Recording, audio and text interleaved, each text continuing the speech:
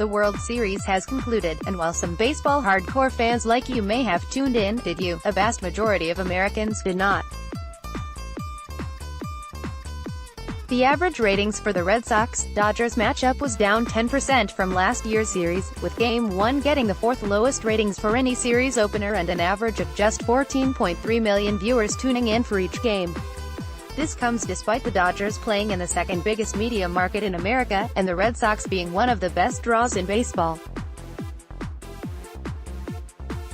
MLB Commissioner Rob Manfred says that he, too, is a bit frustrated, bewildered about current World Series ratings.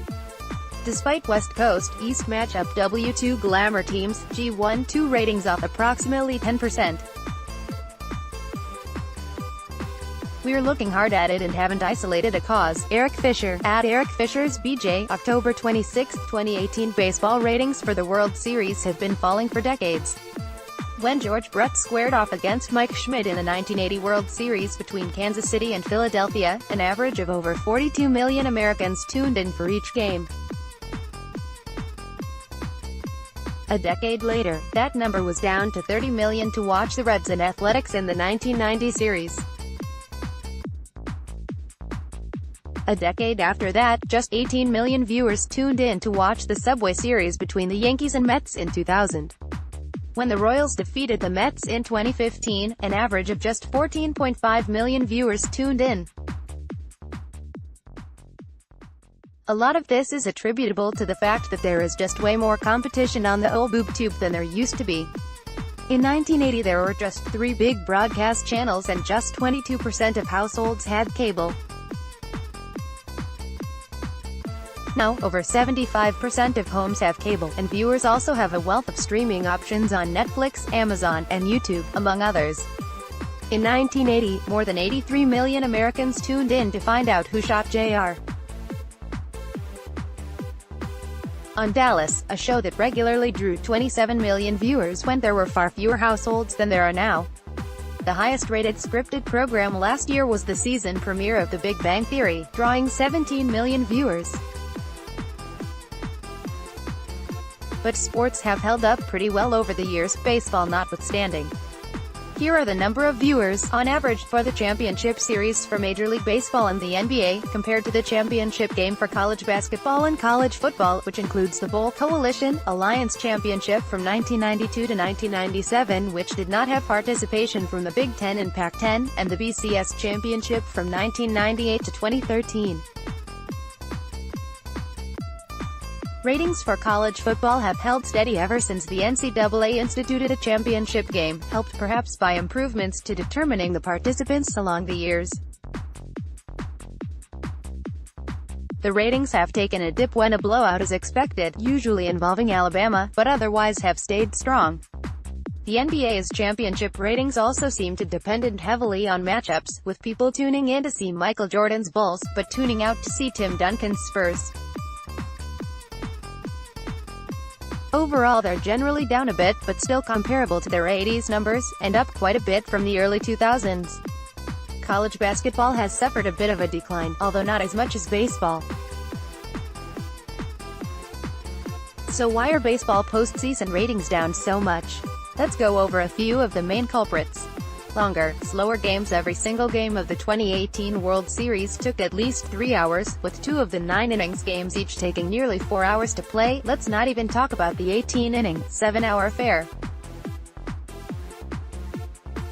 By contrast, not a single game of the 1985 World Series took as long as 3 hours to play, and Game 4 was played in a crisp 2 hours and 19 minutes. We all know games are longer now. The number of pitches has gone up. In 1988, the average team threw 134.8 pitches per game. This last season it was 148.3. Also consider that the pace has slowed down, with the time between pitches going from 21 seconds between pitches a decade ago to 24 seconds last year. MLB should probably consider reducing the time between innings now that broadcasts can sneak in quick ads between pitches. And before I make my next point, a word from Geico. Also, baseball could be more proactive in reducing the amount of stand-in around doing nothing time between pitches through a pitch clock. But baseball isn't the only one experiencing longer games. Both college football and the NFL have seen games take longer, yet their ratings remain strong. If baseball did pick up the pace, it would take years for them to overcome their rep as a sports covered in molasses, but it may be a start.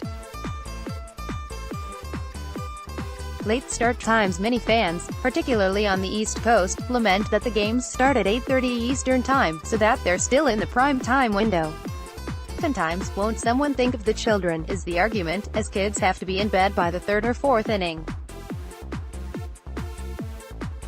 The first World Series game one ever watched was when the Royals took on the Cardinals in 1985. That game started at 8:30 Eastern Time. So did Game 1 of the 1986 series. And the 1987 series.